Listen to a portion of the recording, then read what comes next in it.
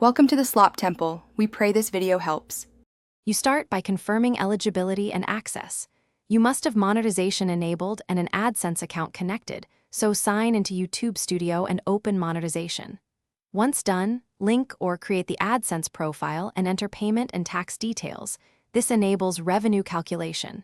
Make sure channel status shows approved for ads. If your channel is pending, follow prompts to meet partner program requirements. After linking, wait for account sync before moving to estimated revenue checks. Next, locate and interpret reports inside YouTube Studio. You go to Analytics and click Revenue.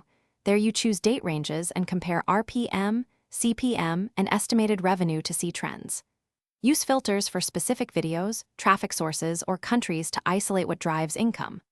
Remember, RPM shows revenue per 1,000 views for you, while CPM is advertiser cost per 1,000 impressions. This distinction explains why views don't directly equal payout. Finally, calculate totals and troubleshoot discrepancies. You should export the revenue CSV from Analytics for exact sums and reconcile it with AdSense payments. This gives clarity on finalized versus estimated amounts.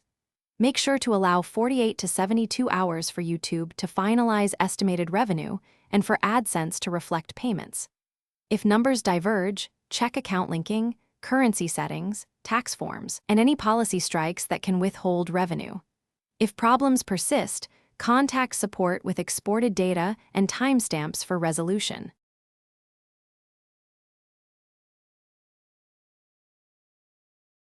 Thanks for watching.